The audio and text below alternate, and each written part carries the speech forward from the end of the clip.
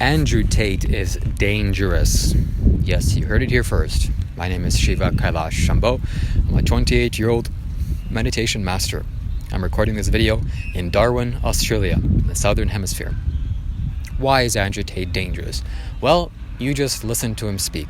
That man has no filter, no inner barriers. He says what he wills and says what he thinks is true without hesitation, without holding anything back. For that reason, he is dangerous. When I say dangerous, does that mean that you shouldn't listen to him? You shouldn't pay attention to him? You should block him and censor him? No. He is dangerous to the people that have structures to maintain. The people that are afraid to have organizations such as big universities collapse. And various other people. He is dangerous towards them. But not only that, I will share with you something that you've never heard before. His ideas are very nuanced. You have to be a sort of sane and intelligent human being for you to be able to perceive what he's saying. Because if you hear him on various podcasts that he did many years ago, not the current podcast that he's doing now, I would say in the last year, maybe 2 years, he's really refined himself. But beforehand, when he was really just a nobody, no one really cared, before he was the most Googled man on earth, he was talking in a way that was destructive. And, that's very impressive and remarkable, and it's not a bad thing. I'm not saying it's a bad thing. Yet, I'm sure that you can imagine if you're someone that is governing YouTube or you're someone that is governing these various platforms, if the wrong person hears his message, for example, a husband that is a little bit, construction worker, drinks too much, watches TV all day, and maybe has a little bit of a short temper. If he hears these ideas, and a lot of men hear these ideas, things are going to begin to become very toxic in our environment. So that is, in my perception, the reason why they banned him. And I would think rightfully so. Because he is not a model that you want to emulate. Okay, his particular lifestyle, I would not want to replicate my lifestyle. I would not want to exchange my lifestyle for his lifestyle.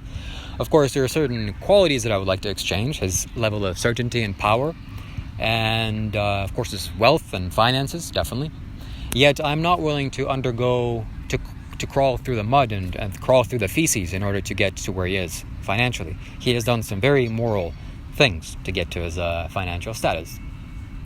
I will share with you a psychic perception that only you will hear from me. You will not hear this from the average Joe that you watch on YouTube. The reason why I was decoding this and thinking about why is he so powerful? Why can he communicate such a powerful and extraordinary way? And I finally and fully understood this. I can see this from an energetic level. Number one, the most subtle is, of course, the throat chakra. He is active from various works that he's done in the past lives that, you cannot just... He did not manifest this in his lifetime. I could see in his childhood, he was already active in this dimension, which you are not. Okay, and most of the human beings that are going to watch this are not, unfortunately. That's too bad for you.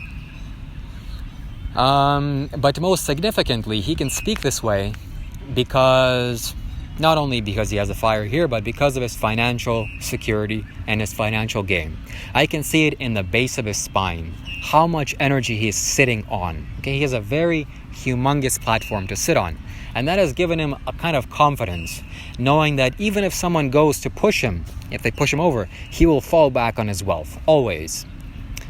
Of course, that isn't to say that being pushed is the thing that he should be worried about. There's various other things that they can do, and he's saying that now. He understands that.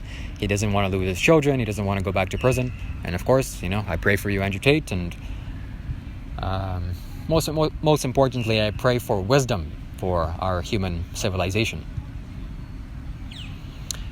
So he has wealth to fall back upon, and this is something that, a lot of people, you and I probably, are not included in that. So I'm sure that he has gold hidden away somewhere, buried in the mountains or buried in the earth somewhere, kilograms of gold. I'm sure that he has offshore accounts and various Bitcoin stashes, and he has lots of wealth that they have not seized. And so this gives him the confidence and certainty to say things that are very destructive to the current ways that the society is being run. and maybe even scary, and will shake the spines of the CEOs of these companies, or the people that are actually in charge of this world, this planet, and these gigantic corporations.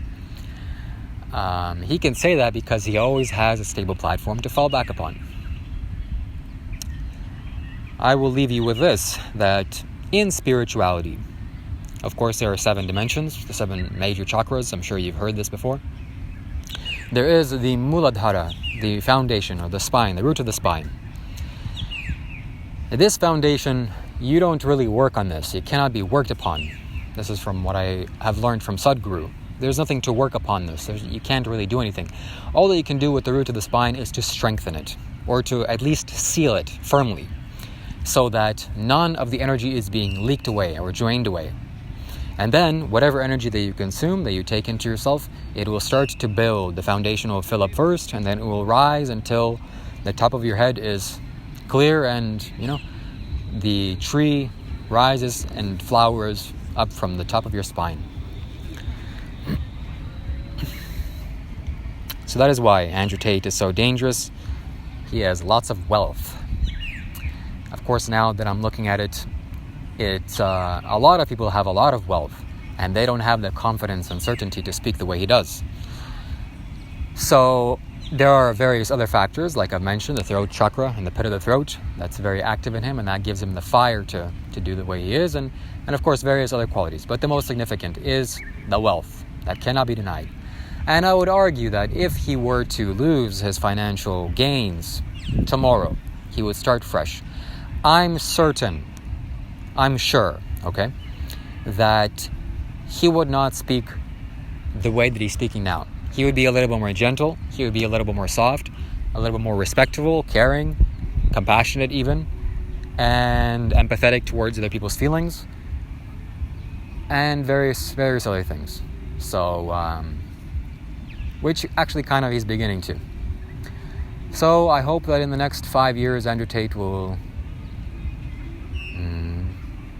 change his energy in a way that is kind and respectable, and he will be someone that is worthy to be admired, and he will make a full 180, or at least in people's perceptions, that his qualities will be positive qualities instead of the qualities that some people think. Unfortunately, now he is very, almost like depressing for me to talk about. I'm feeling very drained in my energy just speaking about him, because of how he is and who he is and what he's taking up upon himself in this lifetime, and who he's challenging, and the forces that are against him. So he's battling various things. So a man that has chosen to fight ogres, you better leave that man alone. If you come too close to him, you're going to be engaged in that warfare too. And I'm not sure that you want to. Unless, you're his best friend, then okay, go for it. But I'm not going to choose to fight his battles for him. I'm not going to choose to associate myself with him. And in one of the videos that I have made in this channel, one of the earlier ones talking about Andrew Tate, I've claimed that I will make 108 total videos talking about Andrew Tate. And I will. I'm pretty sure I'm on track to doing so. Although I have to tread very lightly, very carefully, because I don't want to trigger the algorithm gods to look at me unfavorably. Yet I will continue to do so.